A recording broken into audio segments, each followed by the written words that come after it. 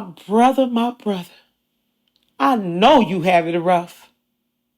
My brother, who do you lean on when times get tough? From your childhood days, you were taught to be strong. And when you cried, everybody told you that you were wrong. We all have emotions, but yours secretly rust inside, sometimes tearing your heart apart. But still, your feelings you hide. My brother, it's a new day. A time of support and love. A time for healing that's sent from above. So black men, we give you the space to heal and the supportive stance you need from us to say how you feel. We need you. We love you. We ain't going nowhere. So black man heal. Say how you feel, brother.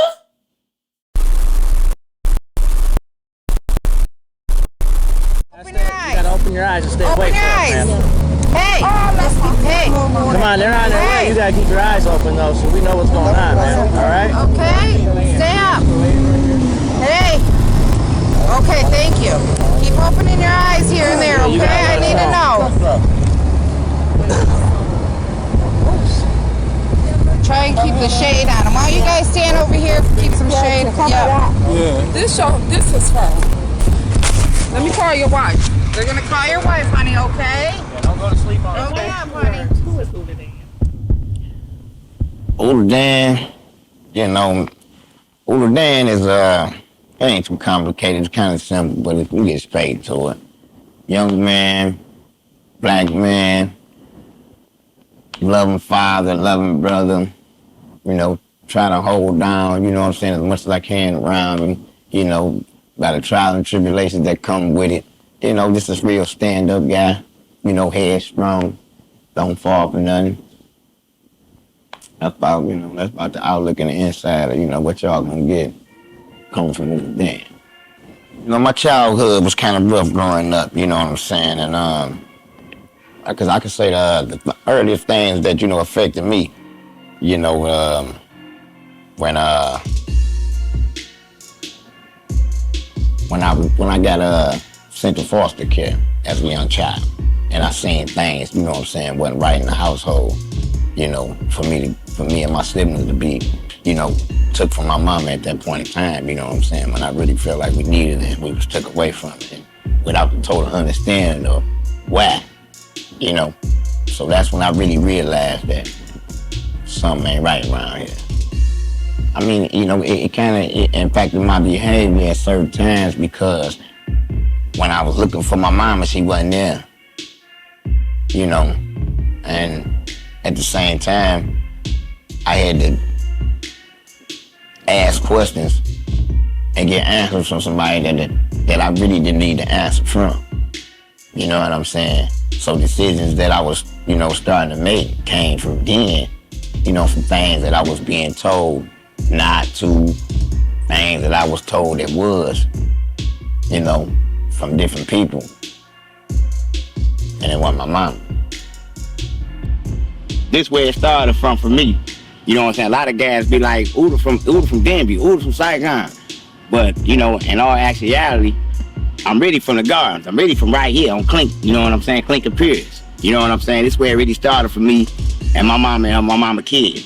You know, my family always lived, you know, they always living over in Saigon, over in Denby. So we would always leave from here to go over to my grandma's house, which is I showed y'all over on the other side. You know what I'm saying? My father wasn't in the household, you know, keep it honest, you know, he wasn't there. And my early memories of my father, you know, after I got took from my mama, that's when I finally, you know, figured out, you know what I'm saying, who my father was, you know what I mean? He only came around on weekends at that time, because when I got transferred out to foster home, me and 5 of my siblings had went to stay with my grandmama. So I was really raised, you know what I'm saying, at a point in time from then at a certain age for my grandma. So my father would come, you know, by my grandma's house and see us from time to time. Me and my other sibling that I got from my mom got to share the same daddy. So, you know, he would come and see me and her at times. But that was about as far as it went, though. He wasn't nothing stable or nothing. I stayed up under my older sister a lot, you know what I'm saying? She really had a hand in on raising me, you know what I'm saying, when I was little.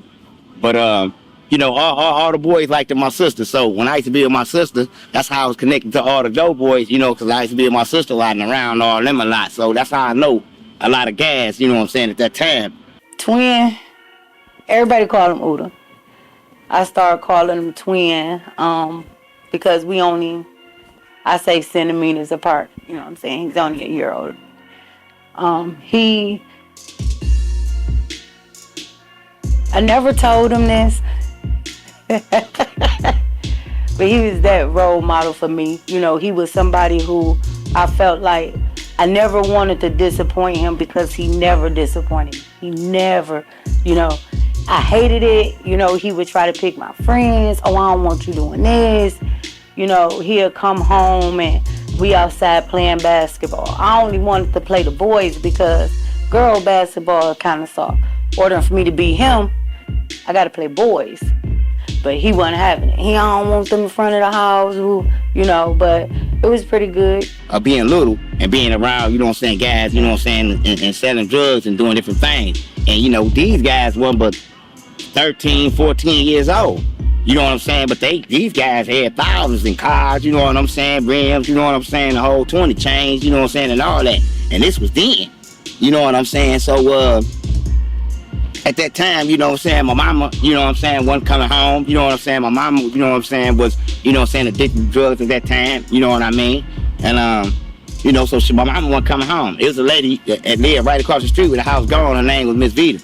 You know, Miss Vita used to look out the house, you know what I'm saying, and watch us from her house to over here, you know what I'm saying? And, you know, feed us, we'd go over there and get some food, you know what I'm saying, for Vita, you know what I'm saying, and things like that. You know, so Vita looked out for us. Then I had my a friend Cornelius and them, you know what I'm saying? They lived down the street, down there. And my man Kenny Cooper and them, they live right here, you know, which is a house gone, you know what I mean? And you know, social workers used to come to the house right here. You know what I'm saying? Social workers used to come to the house. And my mama used to lock the door, wouldn't let them in, you know what I'm saying? And we had to be quiet, you know what I'm saying? That's how right here, she be like, be quiet. So they used to park right here, you know what I'm saying? Guy named Mr. Dick and Mr. George, you know what I'm saying? Used to pull up, you know what I'm saying, with the little sign on the car. That's how we knew who they was. They walk up here, you know what I'm saying? We closed all the doors, all the windows, you know what I'm saying? And be quiet till they left, you know what I'm saying? But one day, they eventually came and took my mama's kids, you know what I'm saying, from right here, you know what I'm saying? So that's when me and my sisters, you know, went to the foster home, you know what I'm saying, from right here. You know what I mean? That's how I ended up moving with my grandparents, them on the other side over there, you know what I'm saying? Because they ended up getting my mama kids from the foster home, you know what I'm saying, from right here.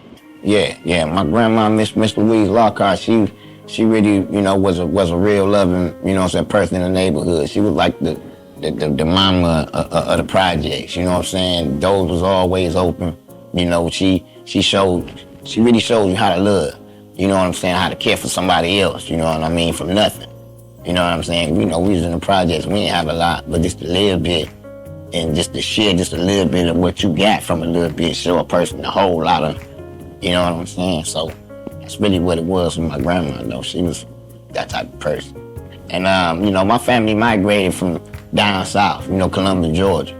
And my granddad ended up getting a job down here at Chrysler, you know, when that transition was going on, you know. He ended up moving down here, moved the family to the projects out here. And as they, you know, as they made, they laid, you know what I mean? So I got a slew of uncles and aunties, you know what I mean, that branched out. And, you know, they start, you know, doing their thing, as in, you know, having kids. So we got Lockharts in every neighborhood of Inkster, you know, and it's crazy that some of them I really don't even know, and I'm 40 years old, you know what I mean? And some of them be like, you know, we family. I'm like, man, we got to have family. You ain't around here, you know, because it's a slew of us around it, you know. I started experiencing drug dealing at the age of 8 years old, you know. At that time, I had moved back out the house.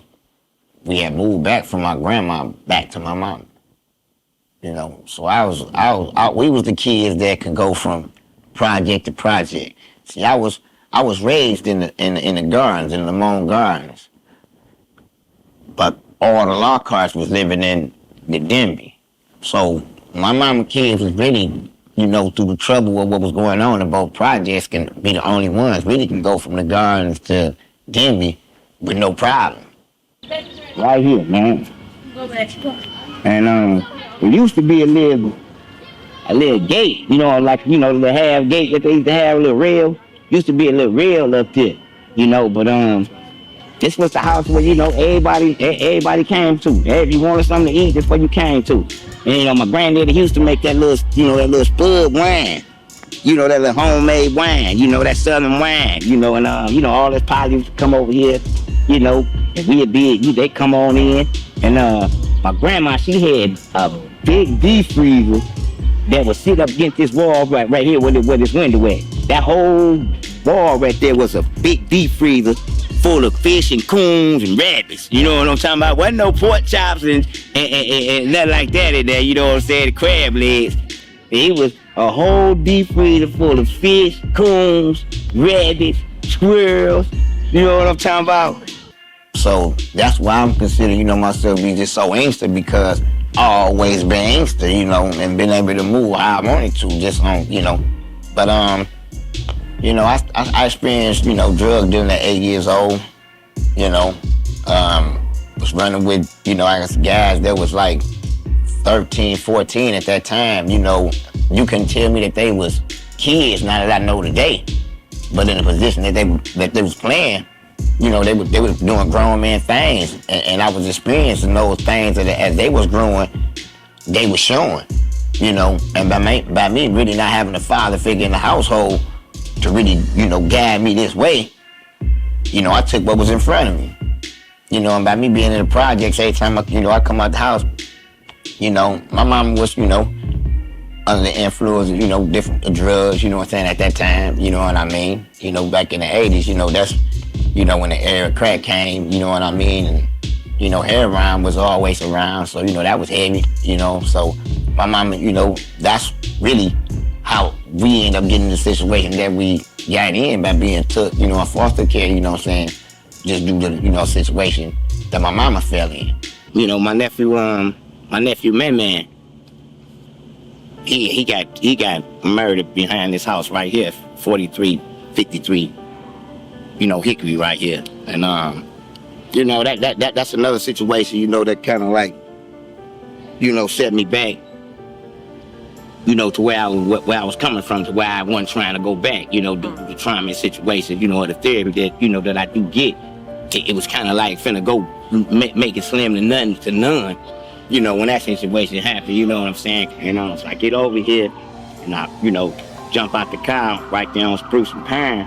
I run down through the back and I see all the cars and all the, you know, police and everything. So I kind of like knowing what it's saying is real. I just still don't want to believe it, you know what I'm saying, till I get there and I come around through the back of the houses right here. And I get right here. At this time, you know, I still was, you know, trying to recover from my accident, you know what I'm saying? So, you know, I'm still kind of like in slings, you know what I'm saying, in the cane.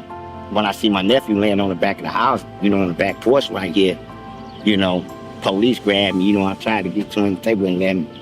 But, you know, it was kind of like another dramatic situation to see one of my own kids, like, you know, laying there, you know, due to some gun violence, you know what I mean, that I always tried to get him away from, you know what I'm saying, because I lived that life. And I already knew what was in front of him due to, you know what I'm saying, the lane that he was in and things that he was doing.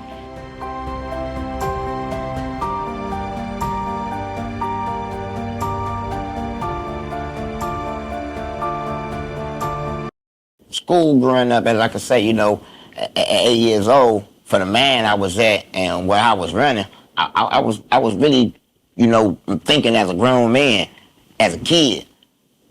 but having taken on grown man issues so early.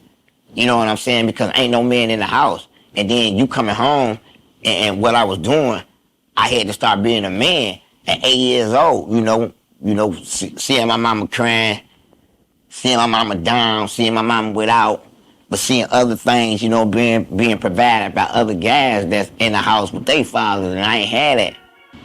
One situation I could tell you, that went on in this house, when I was little, from my mama, was, a guy tried to kill my mama one day in this house right here. I was little. And, and upstairs in this back room, we all used to sleep in that back room back there. All 7 of my mama kids, and my mom, all in that one room right there. Even though we had this house, we all slept in that one room. And one night, somebody broke in my mama's house, jumped through the back window back here, through the back kitchen window. You know what I'm saying? He ended up coming upstairs, by the time I ended up waking up, my sisters woke up, I seen the guy, strangling my mama. You know what I'm saying? And when he seen all us woke up, he ended up letting my mama go. Long story short, jumped down all the stairs down there, and jumped back out the kitchen window. And we don't know where he went from there, you know what I'm saying? But, that was the situation, when I was little, that happened, through the, situation of living over here in the projects. School really wasn't nothing that I could really focus on, and I'm only in the 3rd grade. At this time, going to the 3rd grade. So school really wasn't nothing that I could focus on, and it wasn't nothing that nobody in the household was pushing me to. You know what I mean? Because mama, she going through her own thing so early, at an early age, with 7 kids and no help. It's so much pressure on her. It didn't make no sense now that I know now. You know what I'm saying? And what I knew then, so I wasn't going to school in the 3rd grade. I actually failed the 3rd grade. And it was so bad that the teachers had ended up coming to my house because I wasn't going to school. Came to my house in the projects and brought me to school. Because at that time, as someone grown, seeing how I was moving, they knew. They knew. So school really wasn't nothing that I did. But I ended up going to summer school though. I ended up going to summer school and past summer school, to continue over to the, 4th grade. But once I did that, I ended up moving. Police was, mama house get raided, simultaneously, and actually they moved us out the projects because they was really saying that my mama and the lady, Miss Trudy next door, was, contributing to the drug dealing and the gas that was, dealing drugs in the community. They was saying basically like they was harvest, right here. So if we get these 2 out the projects, then maybe we can disperse this, you know what I'm talking about, and look at it different. So that's how they end up moving us out the projects due to, those type of situations, police and drugs. It made me, at that time, with growing up, how I was growing up and where I was growing up, my mentality, I became rebellious in a lot of ways. You know what I'm saying? And as I hear nowadays, when people was looking back on my childhood, they say, you was bad as hell when you was growing up. Like, boy, you was bad as hell. You know what I'm saying? Sometimes, I was just growing up. You know what I'm saying? You couldn't tell me what I was doing was so bad, and you couldn't tell me that it was good. You couldn't tell me it was right or it was wrong. It was just what I was dealt, and I was dealing with it. You know what I'm saying?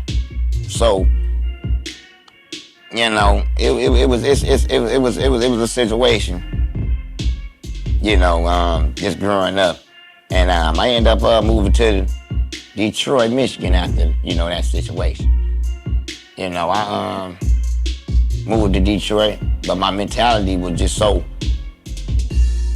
thrown off from where I came from to where I was at. You know what I'm saying? From everything that I was indulging and everything that I had locked in my mind as, like, I'm dealing drugs. I left Inkster at 8 years old, like, I'm a drug dealer. So y'all moved me to Detroit. Y'all moved me away from drugs, you know what I'm saying, and what I'm doing. I'm kind of like, I don't know how to be no kid. Because I never had that time really to be no kid to get out here and run around here and do little kid stuff. You know, I want to run around with 15 to 16-year-old guys. You know what I'm trying to where the money at, where the cars at, where the gold at, where the beep at, where the phone at. You know what I'm saying? Where, you know, I'm at Belle Isle, you know what I'm saying? At 8 years old, you know what I'm saying? With guys, roll my feet out the window back in the 80s, you know, with troops and feelers and, you know, things like that. A lot of those. So I was living that life then, you know. So my mentality was different than the kid next to me. He wasn't on really what I was on, you know, and I really wasn't on what he was on, but it broke me to start becoming that because they drug dealing and that, they took that away from me, you know. So for years I hadn't dealt with it, but it was always around me, like I say, cause my mom was still, you know what I'm saying, getting high. My brother was selling drugs, you know what I'm saying? Every guy that my sister and them had, they was dealing drugs. But when I came outside, it wasn't near from where I came from, you know? So, you know, my mentality was totally different. You know, I was, you know, angry, you know, cause I wanted to get back to Inkster. You know, I'm in Detroit, you know, living on Cheyenne and Schoolcraft, you know what I'm saying? And, so I'm starting to get in Detroit and start trying to find this, you know what I'm saying, as a kid. Now I'm, you know, I'm trying to find these things, you know. And some things I found, you know, some things I didn't, you know. But I took the good with the bad.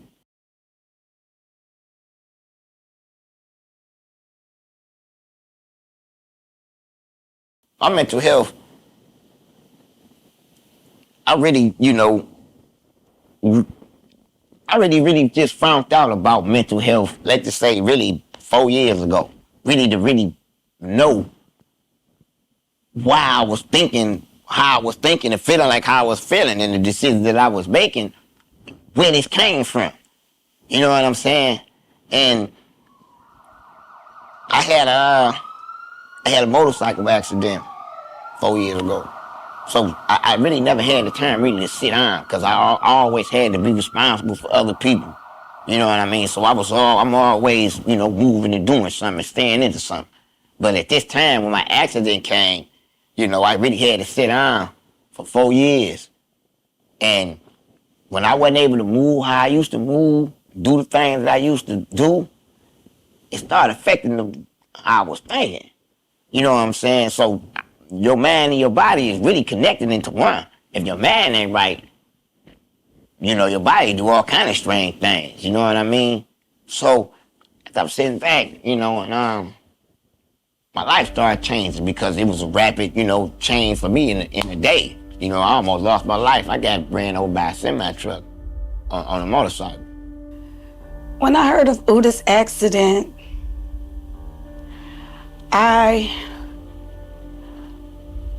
what ran through my mind was, I can't live without my brother. Because when I got the call, it was just, get to him, something is wrong. I've shared many dreams about Ooda to him.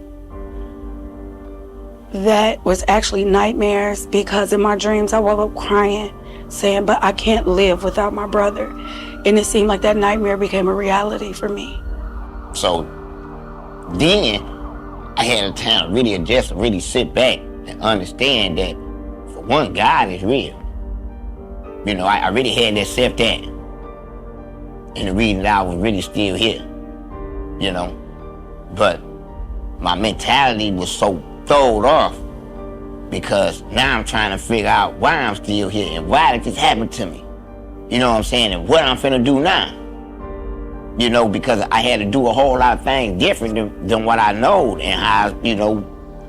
And so the more I was thinking, and I didn't want to commit suicide at times, you know. What went through my mind when I heard the accident? I was more like in disbelief. But one, because I talked to him before, you know, everything. I thought he was on his way to see me. On my way, you know what I'm saying? So it was like disbelief, and I said, he ain't even on a bike. You You know what I'm saying? He get in the car. I just told her, cuz you need to go on the car. It's about to rain. And I didn't believe it. And I was just, everybody was asking, like, where he at? You know, where cuz pull up yet? Cuz pull up yet? I'm like, no, he ain't pull up yet. You know what I'm saying? He on his way. What ran through my mind when I got the message about Darryl did not run through my mind. I was just like unbelieving in myself. Because he was on his way.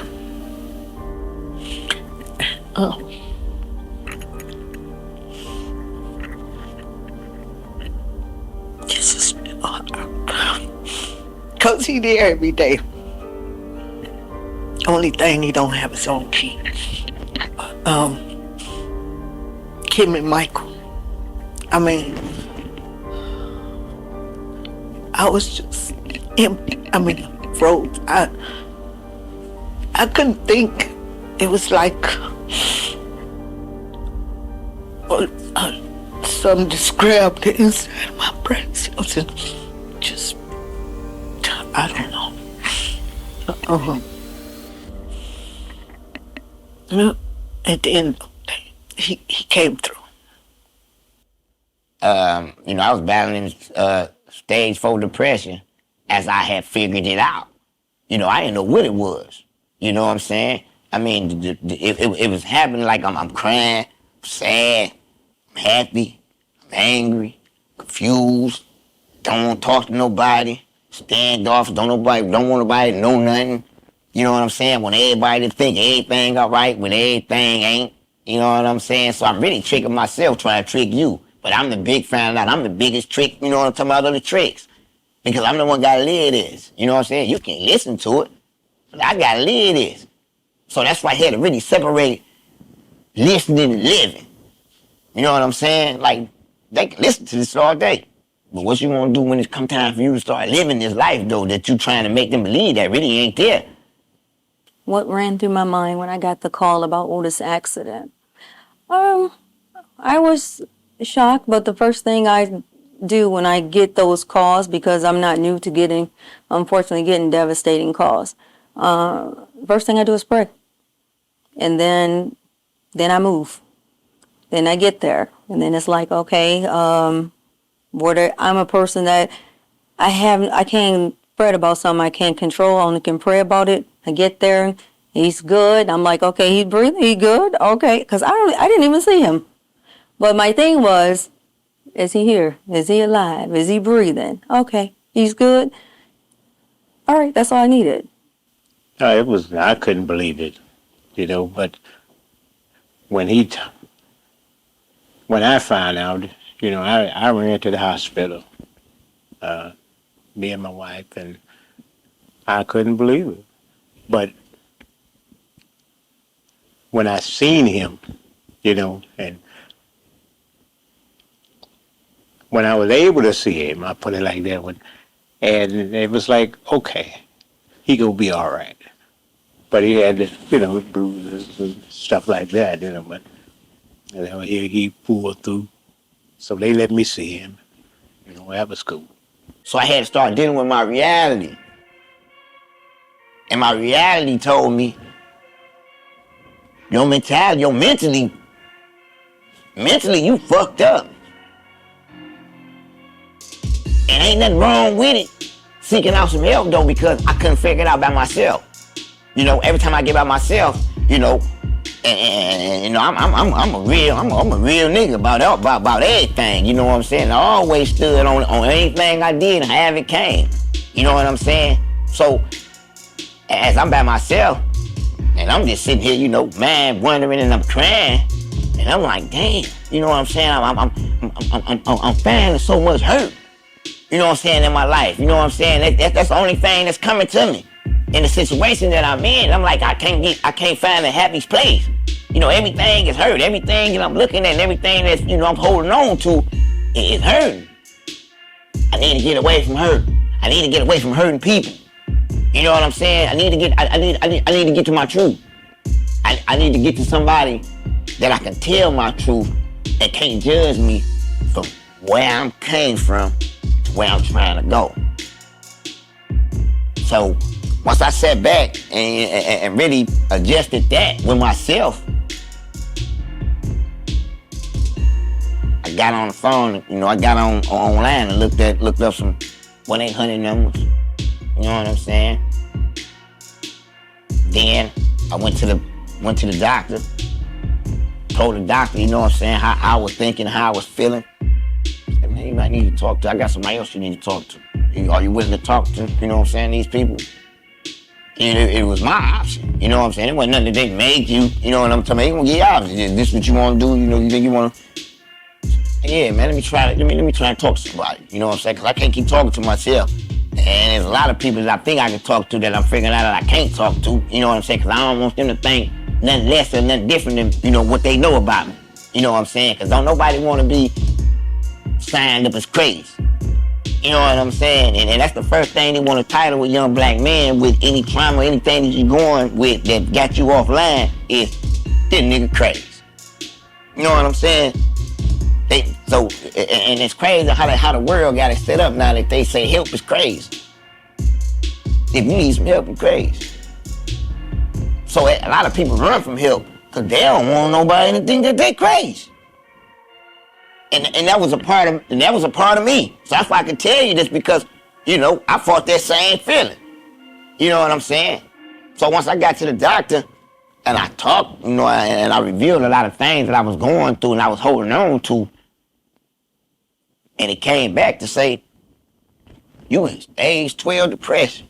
I don't know from stage 1 to 5. Like you say 12. I say, damn, well what's 12? I say, man, you this far from losing. When you having like you said, mental problems, you can't ignore it.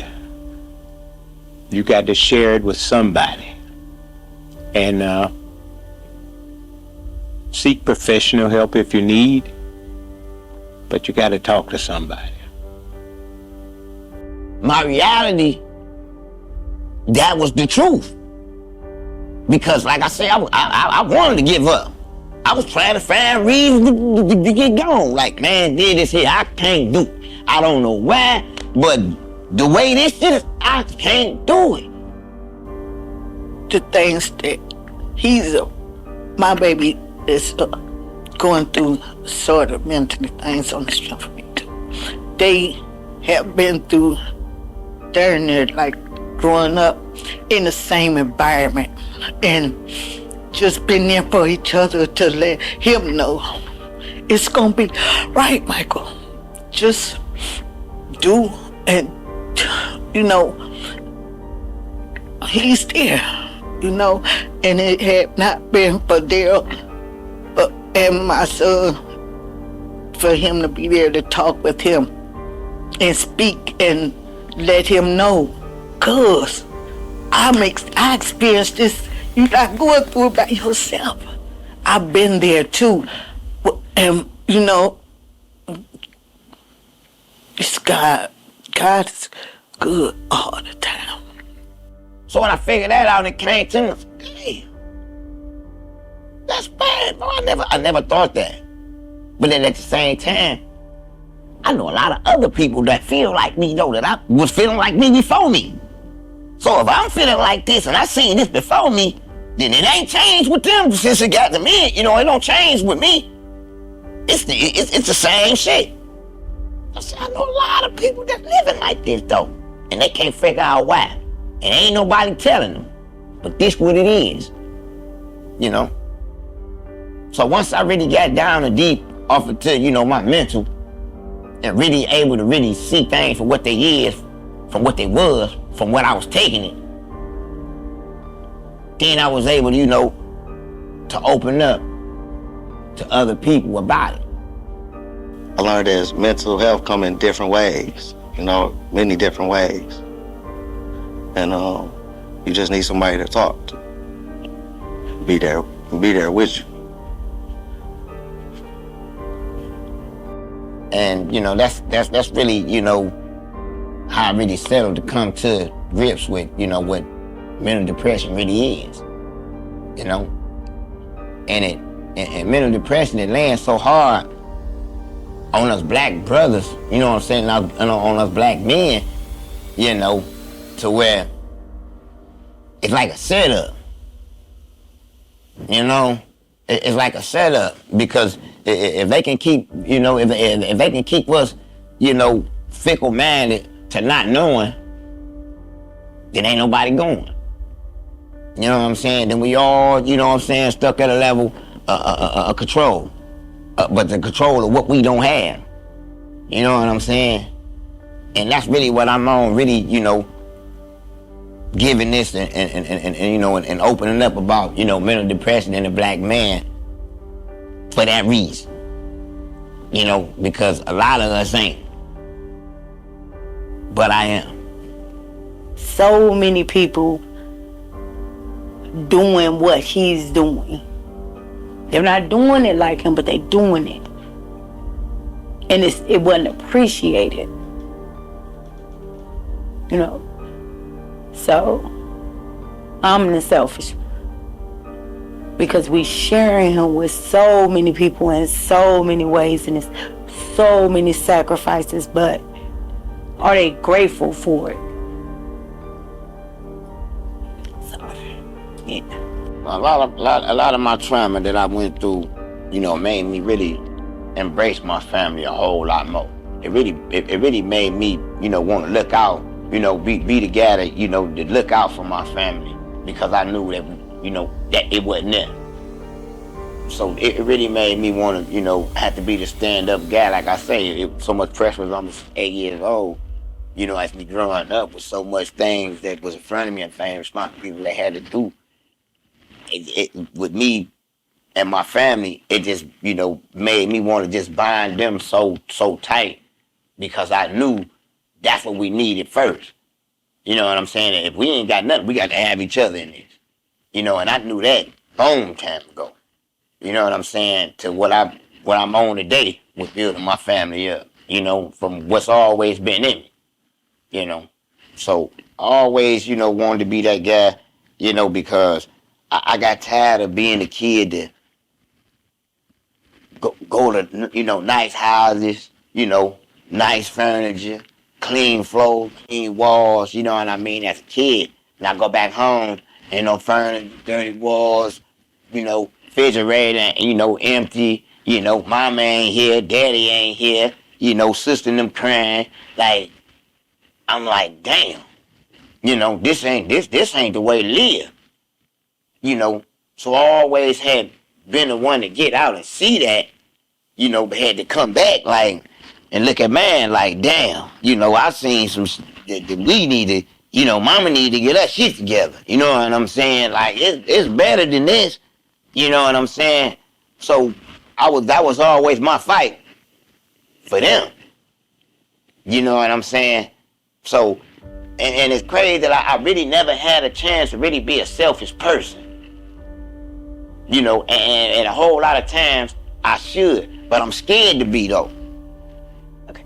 The number one thing I learned from Ooda's journey is never give up.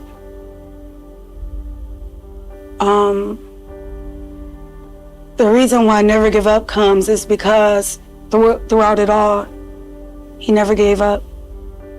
You know, throughout our childhood and everything that was oncoming or shouldn't be, he didn't give up. He continued on. You know, they told him he was too short to play basketball, but he made Detroit newspapers as being one of the greatest that Osborne had. That's because he never gave up. Our mother died. He carried the family. He never gave up. Because, you know, I always knew that I could. Because I was always able to, you know, but what about them? That was why I was always, you know, in the man that, like, yeah, me, yeah. What about them? I can't leave them. You know what I'm saying? I can't leave them. You know, that's one promise that I always had made my mama. Back, like I say, when I was 8 years old, and we had to make the transition from Inkster to Detroit, and everybody left. You know, we got kicked. You know, we lost the house in the projects. All my sisters and brothers, everybody gone. Everybody went to Detroit. Went they, you know what I'm saying? But I stayed. I ain't want to go. You know, I stayed around. You know, with a couple guys. You know, they looking for me. Well, you know what I'm saying? Mama looking for me, but I ain't want to go. The one thing I always told my mom, I ain't gonna never leave. I ain't gonna never leave. You know what I'm saying? And she, only way she got me to leave, because she told me she was coming. You know? And that's the type of stand-up guy I am today as a grown man. I don't leave my people. Our past does not determine our future. I learned that when you are in certain situations and you have the ability to make decisions, it's up, you know, he's made decisions that has gotten him into a better position where some people felt that we would never be, depending on where we, you know, from where we came from. So I'm glad that he is sharing this moment. I'm glad that he is doing things to open up, to let people, you know about mental health, especially with our African American men. So I'm proud of him in that aspect.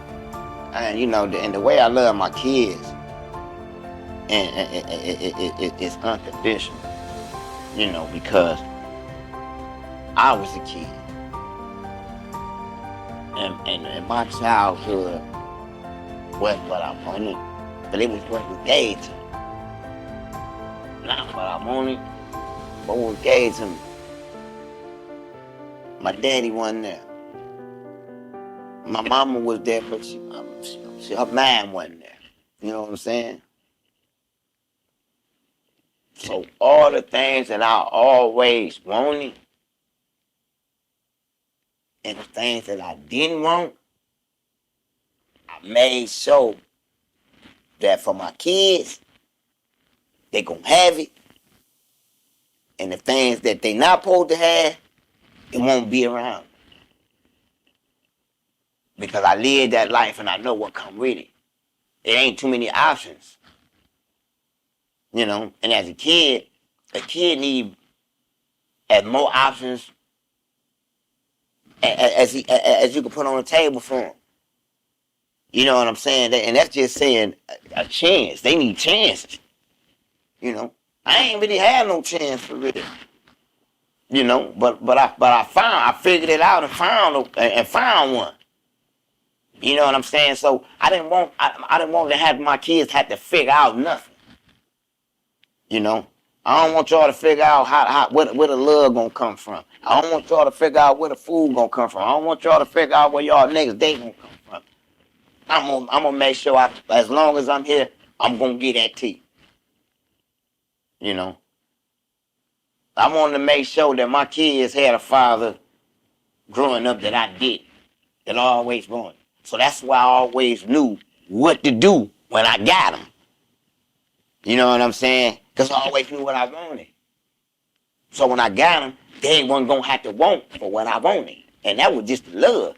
Not finances, just the love. You know?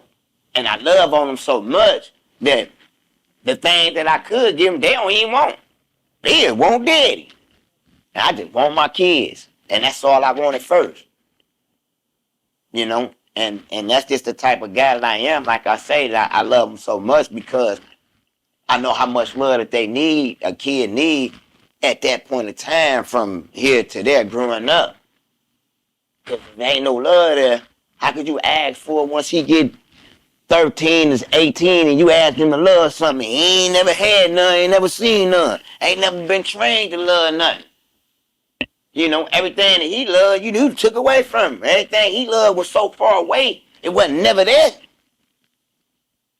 And, you know, and that's really how I growed up. You know, the love that I really needed, it was so far away. You know what I'm saying? But the love I got, you know, this close was coming from, you know, people that people say I shouldn't even been around. But that love was right there.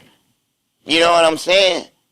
So I know that I can't never let this get in between me. You know what I'm saying? Because it's so much, you know what I'm talking about? A fake love and illusion that can make your son feel like it love him more than you do. I never wanted to have that with my kids. Like, there ain't nothing gonna love you more than me.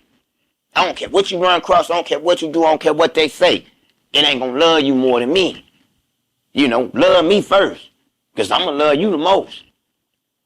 And that's just what I show them. You know?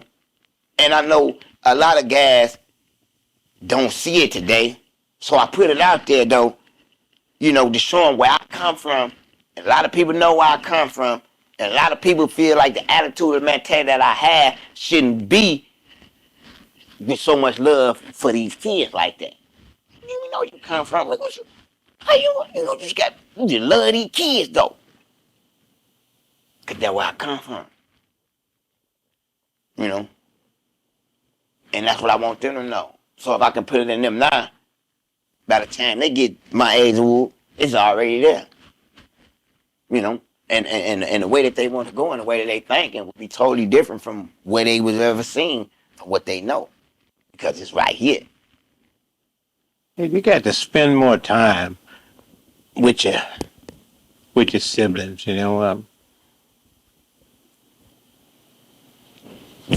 I guess I'm guilty of not spending enough time with mine, but as they got older, you know, we're closer, and yeah, you need to spend more time with your kids, you know, because I see them out there, man. Oh, you don't know which way they going, you know, and how they gonna turn out. But if you put your input, the more input that you can put in to your son, the better off they would be, you know. So you're leading them, and I just wish I had that same time with mine. I think mental health, you know, doctors, or, you know, professionals, some of them is, some of them ain't. Because you got to look at the end of the day, it's a check. It's a check. It's a check behind you, dog. It's a check to come with you. You know? And I have talked to more than one psychiatrist. You know what I mean? So I can't say that, you know, that you talk to, you know, one, he may be right for you, she may be right for you. You know what I'm saying? Just because you talking to a psychiatrist. You know, a lot of them don't come from where you come from. He done got a job. Some of them I found, I was psychiatrist him. I should have been getting my check and his check. You know what I'm saying? Cause I'm like, you don't come from where I come from. I'm taking you there. I don't need to take a nigga where I come from. I need you to already been there. You know what I'm saying? And you got a lot of these psychiatrists, you taking them there. They listening to you and you taking them there. You know what I'm saying? I need you to already be there when I tell you, like, oh, I already been there. So let me tell you what's here before you get there. You know what I'm saying? You got a lot of psychiatrists you talking to still trying to figure out the more you talk. He's trying to figure out, keep talking, keep giving me more. Motherfucker, ain't I told you the most? You can't tell me nothing yet? You know, so I found myself with one or two of them, you know, and like I say, I ain't a racist guy, but I even talk to a white, you know what I'm saying, psychiatrist, you know, let me talk to, you know, this is what you signed up for, I'm new to this shit, you know what I'm saying, you don't know me, let me talk to you, man. And as I was talking to him,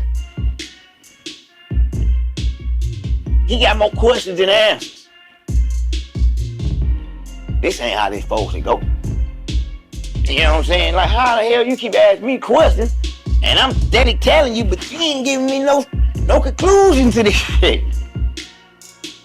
You get paid today? Alright, this gonna be the last check you get from me. You know what I'm saying? So now I'm talking to somebody else. She happened to be a black woman. Not even a man woman. I give up this. And it don't take long if you can figure out, you know what I'm saying? Because real will recognize real in the first 30 seconds. I know what she about. You know, in the first 30 seconds of what I gave her, and she hit it back, she was already there. I said, okay. You remind me of somebody that I've been around, I've seen, but we ain't never seen each other, but you remind me. Let me give you a little bit more. And it came back, she was already there. So, okay. Now we can relate. You know what I'm saying? I see we got some relation right here. You know what I'm saying? You know, you really can tell me something that I about already know, but just waiting on you to give it to me. And how she give it to me be so raw and right. You know what I'm saying? And a lot of things I give it to her to see if she can change my mind on it. And she do. That's why I say she's real. You know what I'm saying? And I've been talking to her for like three years now. You know, 3 years now. We got that type of relationship. You know, and I keep it all the way honest with 100. You know, and she give it right back to me all the way honest, 100. You know, and things that I be thinking, I be telling me so wrong. She can give me back right. And that's why I'm at that. So, you know, everybody ain't the one, but if you want it and you keep, you'll find it. You'll find it. It's that's why it's more, you know, that's why they out here. You know, so you may go through 5 or 6, you know, nah, this ain't it, she ain't, you know, but don't stop there though. No, don't stop there though. You know, because it worked. It worked. It worked. I can really say that, you know, with the right people and with the right team, you know what I'm saying, and the program set up for you, you can get through. I want to, I come to this to want to share my story because I felt real hurt. I mean, you know, I felt real hurt. And the pain came from me knowing, looking at my people and the condition that they in and how they thinking from what I know, it needed to change. You know, it needed to change. And, you know, I got a name in the city, you know, and I always set a certain standards for myself, you know. And for me to fall in a position that I did mentally, I knew that other people could fall in the same place and was in the same places. So I say, you know, if people can look at me and say, but damn, I thought Ooda was, well, Ooda been going through that shit mentally for how long? And then I wanted them to be able to compare a guy like me that could have kept y'all blinded about a whole lot of things that I'm going through. Just kept giving y'all what you wanted. But I didn't want to be that because that's what everybody was doing. That's what they're doing to me. So in order for me to, you know, try to separate, you know what I'm saying, this from that, and what they could and what they can't, and what, you know, and what you can stand on and still be the same person. You know, once I was like, you know, I could tell y'all this, man, but this ain't gonna change me. Gonna make me a better guy though, because I've been holding on to this for so long that somebody need to hear this. Cause I done found help. That's like being saved. You know what I'm saying? You be this type of person, you go to God, you go to church, you find Jesus. You know what I'm saying? Like, ooh, these people need to know I've been saved. Maybe I need to, you know what I'm saying? I need to save somebody else. And it's like that's how it was coming to me. Like, Ooda, you need to help somebody else. You know what I'm saying? Cause all your people need help. And ain't nobody here to help them. But I feel like I had landed in a position to be that voice though. You know what I'm saying? that y'all been listening. So listen to this. So that's why I took to put my best foot forward with this thing, and give it to them raw. Cause that's the only way they really gonna really accept it, with no shortcuts and nothing on it. I'm gonna give it to them raw. Believe, man. You got to believe it. You got to believe in you. You got to want something. You got to love something.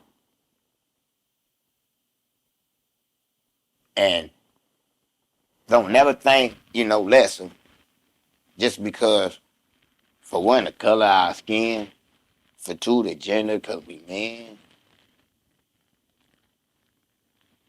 and, the sacrifices that it takes to put yourself in a better position from where you at. Because everything come with a sacrifice and everything come with work. But the things that we have to sacrifice, that's the things they tend to tell us to hold on to, because ain't no moving forward with that. So that was one thing that I had to really realize. I had to really let go a whole lot of things I was holding on to. I had to really make that sacrifice and make those sacrifices in order to move forward. From what the help that I was getting, you know what I'm saying, in order to be the help. You know what I'm saying? I got help to be help. And you just gotta be strong.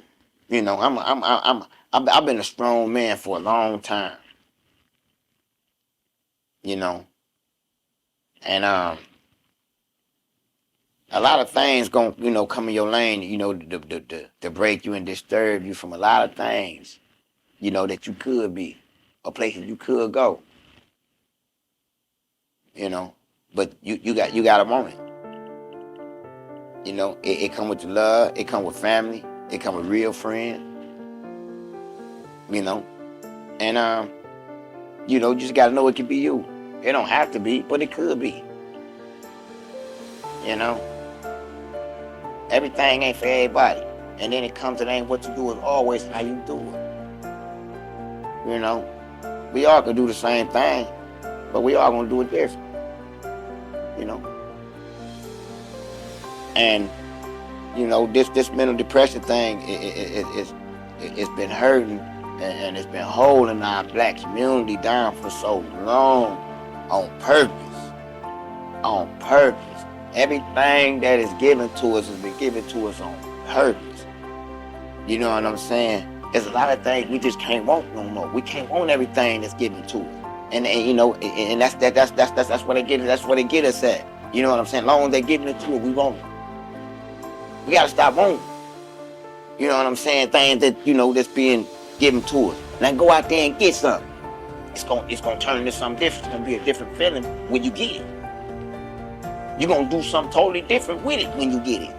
Other than, because it's given to you though for a different reason than what you see. And I had to see that because I had a whole lot of things given to me. But it was manipulation.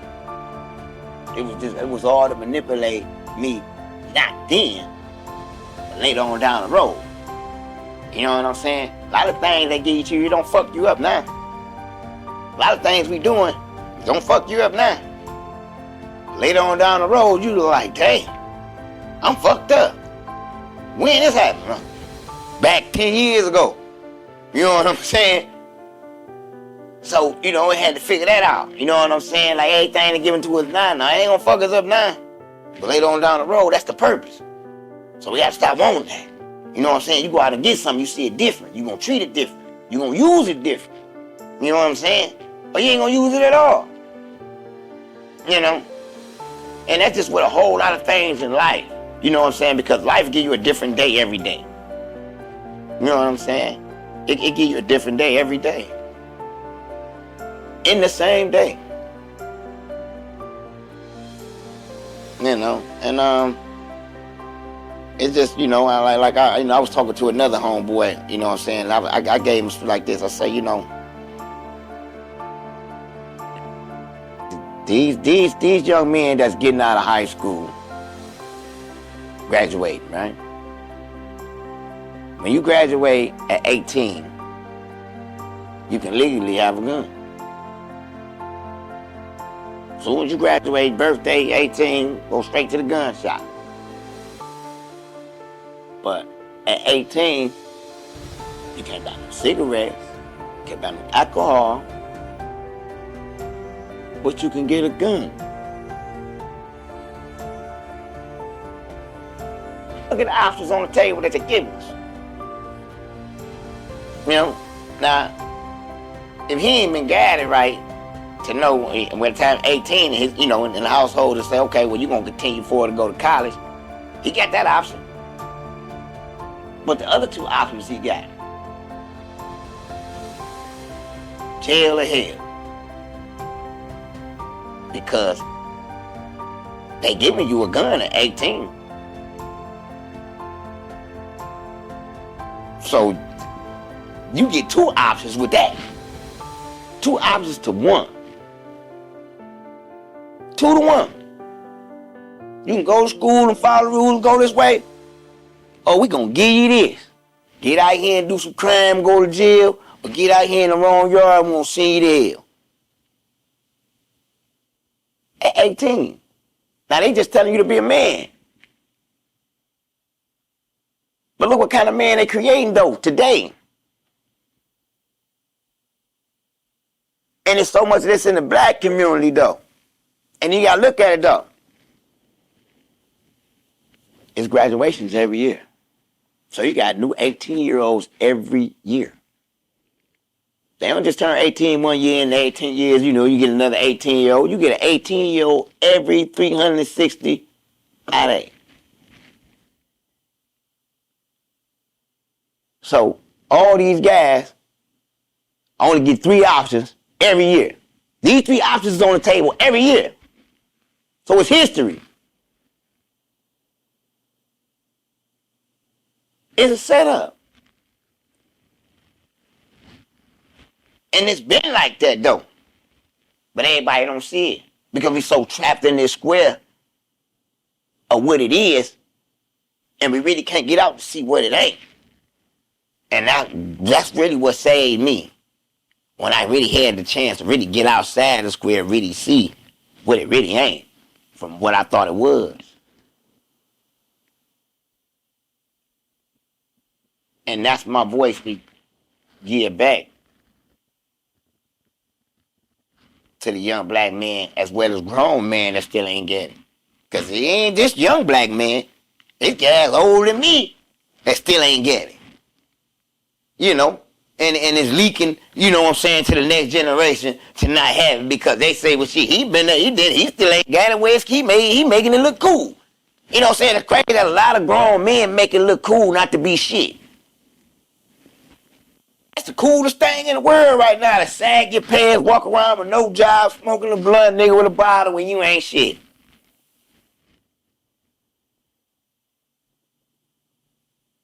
That what we putting on our kids today?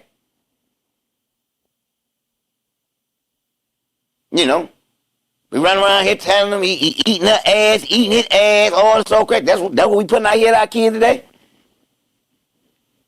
Our mentality, a thinking level ain't that far to none. That this what we got to give back.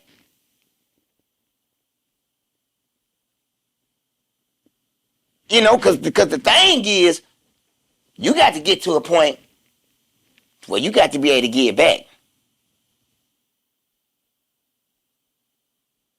If you ain't working to put yourself in a position to turn around and be an example and giving back to carry somebody to move forward,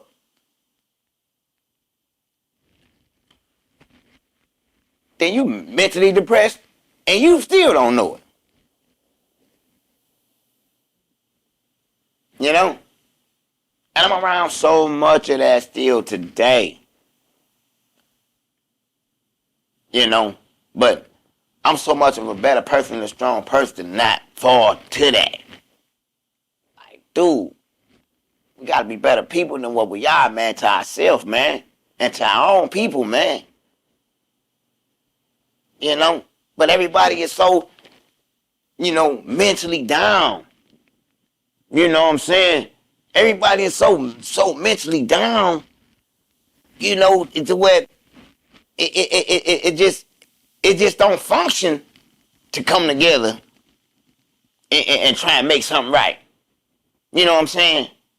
Everybody, the way the world is, everybody want to see something wrong in you before they see something right in you. And that's bad. You know what I'm saying? They look at all the wrong in you before they find one thing right about you. But look what they do to you. Look at all the pressure and pain and the you know what I'm saying, and the standoffs that you got to be a deal with because of what another motherfucker looking at you to be and what you ain't. Like, come on now. I'm a good person. Despite what I'm a good person. You don't see that?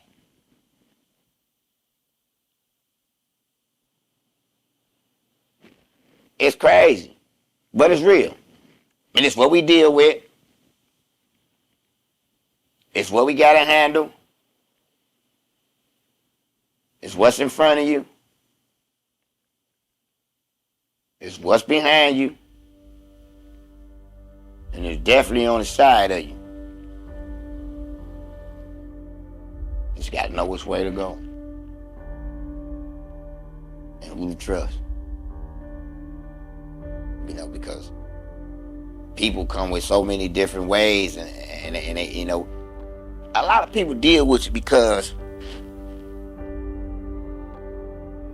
it's something in you that they want out you. Whether they get it out you slowly but surely, or they get it all at one time and say, fuck you. I can got it. Done. Or they just get it slowly but surely and it take 10 years before they been and got everything out you before you find out that damn, this is what it was all about, huh?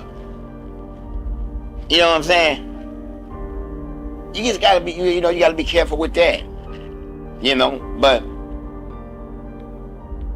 that's just the way the world turned with where we at. You know, but just know it don't have to be. You know, and mental depression is so tricky because it seems so many different ways. You know, to where you can figure out you went the wrong way, and you going down that way for so long to where damn, you know, ain't no coming back. I know so many people, you know what I'm talking about, that just feel like ain't no coming back. Like, damn. How did it get like that, though? You know, but we sit back and we see it going that far, though. We see it. But once it get to a point where you like, damn, this nigga crazy. But you seen certain shit years ago. You ain't say nothing then. One wrong when he was doing little crazy shit. You know what I'm saying? He nigga just tripping. But now the shit he doing, you like, oh, I ain't even fucking with him. But you could have did something about that, bro, 5 years ago, man. And you been right on the side of it. And that's just why I tell you, you know, you just gotta be careful with, you know, on the side of you, behind you, because, you know, you go down the wrong way with somebody and don't come back. Everything that you doing and everything that you are and all the sacrifices and all the doubts, you know, he come from structure, he come from family and family first, and, you know, just know that everybody is proud of Ooda. You know, our grandparents, his parents, my mom, you know, all of us, you know, that is our motivator. That's our biggest challenge is to always say, okay, I got to make sure even though she's not here, she's here. And we got to make sure that, you know, that she proud and I know she proud of him because we proud of him. So, yeah. No matter where you come from, what you go through, you can make it. You know what I'm saying? You ain't gotta be, you know what I'm saying, blinded by how you grew up. You know what I'm saying? There's a way out. If I'm speaking to Ooda right now, I would say I love you. Thank you for being a great man, a great father, a great brother. Thank you for always putting us first. Thank you for always showing the strength that a man should whenever his family is concerned. Thank you for being a teacher, teaching us how to move, teaching us how to get through anything that is in our way. I want him to press forward and continue the fight and dealing with mental health. I know that it's serious. I know that you can smile through it, and you got to check on the strong ones because you are told to be strong. But I'm just grateful that he is pushing his way through it, and he's working through it, and not just talking about it, but doing something about it. So I'm grateful for that. In my time, if I grew up to be the man that he is today, I'd be a fantastic father. He's a beautiful guy. I love him. And there's no more I can put into that. I just got a lot of love and respect for him. But one thing is that he don't get enough credit for the stuff that he do, that he's deserving. But that's okay. I got his back. Oh, sometimes I gotta move. Gotta press my way through. Gotta press my way through. No, no, no, no. Oh, no, no, no, no, no. Oh, no, no, no, no, no, no, no, no. Oh, yeah. Oh, no, no, no, no, yeah. Oh, I'ma do the best that I can as a strong black man. Do, do, do, do, do, do, do, do.